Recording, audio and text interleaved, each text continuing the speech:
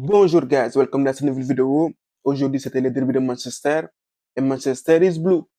City, comme à son habitude, tout en maîtrise, a dominé le match. United, en première période de récupération, a tenté de faire mal à City, mais il n'était pas juste dans le dernier geste. Mais en face, c'est quand même City.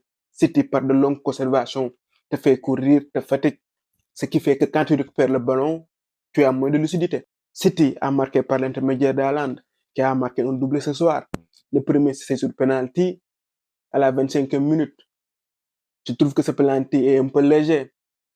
Il y a certes eu accrochage sur Rodri, mais sur ce genre d'action, il y a tout le temps des accrochages. En fin de premier mi-temps, United s'est montré dangereux. Il a tenté de revenir au score, notamment par l'intermédiaire de McTominay, qui a une grosse opportunité. Mais ça finit pas au fond. City a dominé la première mi-temps. Côté United, le plus combatif au milieu de terrain, c'était Amrabat. Il prend 7 jaune en toute fin de premier mi-temps. Mais pourquoi Titenek le sort? Je comprends pas. En début de deuxième mi-temps, Alan a encore marqué. Aujourd'hui, il y a un bon Onana. Un Onana des grands soirs. Il a fait beaucoup de parades. Sans lui, aujourd'hui, le score aurait été beaucoup plus salé.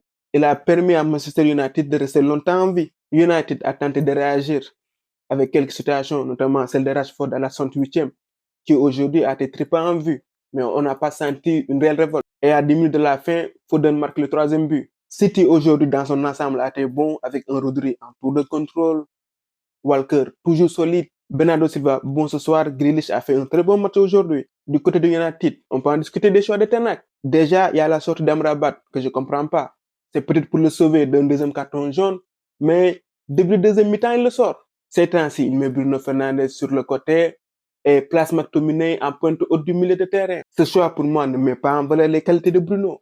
Certes, ces temps-ci, McTominay marque, mais Bruno peut apporter beaucoup plus. Peut-être que ce positionnement de McTominay te permet d'avoir un meilleur équilibre, mais l'idée, c'est d'avoir un bon équilibre et de mettre tes meilleurs joueurs dans des meilleures dispositions possibles, en fait qu'ils exploitent au mieux leurs qualités. Offensivement, Manchester, c'est plutôt pauvre. C'est peut-être dû au fait que Ten Hag n'exploite pas au mieux les qualités de ses meilleurs joueurs. Là, si je ne me trompe, United est à 8 points du top 4. Ça se complique. Et on attend toujours le Ten Hag Ball qui n'arrive pas. Voilà, c'était tout pour cette vidéo aujourd'hui. On se retrouve pour d'autres vidéos. À très bientôt. For the love of football.